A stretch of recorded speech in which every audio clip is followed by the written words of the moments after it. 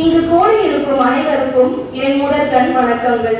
இன்று நாம் ஒன்று கூடி கொண்டாடும் நாள் ஒரு சாதாரண நாள் அல்ல.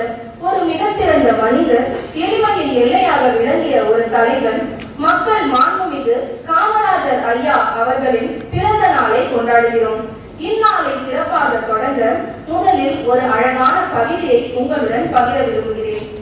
தமிழ்நாட்டின் தங்கமே, ஏழைகளின் சொந்தமே, பள்ளிகள் பல திறந்து படிக்க வைத்த தெய்வமே, மதிய உணவு தந்த தந்தையே, அணைகள் பல கட்டி கொடுத்த ஆதவனே, மனித கடவுளாய் வந்து கஷ்டங்களை நீங்க செய்த கண்கண்ட தெய்வமே, மீண்டும் ஒரு முறை பிறப்பாயா என்று வேண்டுகிறோம் எம் கர்ம வீரர் காமராஜரே.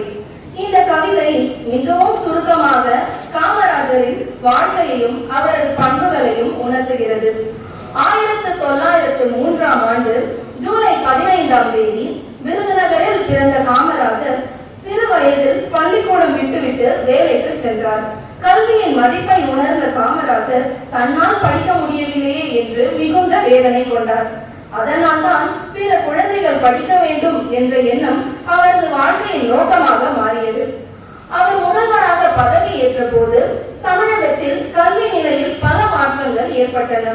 அந்த நேரத்தில் குழந்தைகள் பள்ளிக்கு செல்லாமல் வேலைக்கு சென்றிருந்தனர். அவருக்கு அது மிகவும் வேதனையை அளித்தது. அதனால்தான் மதிய உணவு திட்டத்தை அறிமுகம் செய்தார். பசிக்காக ஒரு குழந்தை பள்ளிக்கு செல்லாமல் இருந்தால் அந்த பசியை நாம் போக்க வேண்டும் என்ற எண்ணம் இன்று இந்தியா முழுவதும் பரவி இருக்கிறது என்றால் அதற்கு காரணம் காமராஜர் தானே. அதே நேரத்தில் பள்ளிக்கு செல்லும் குழந்தைகளுக்கு இலவச புத்தகங்கள், இலவச சீருடைகள், இலவச கல்வி ஆகியவற்றையும் வழங்கினார்.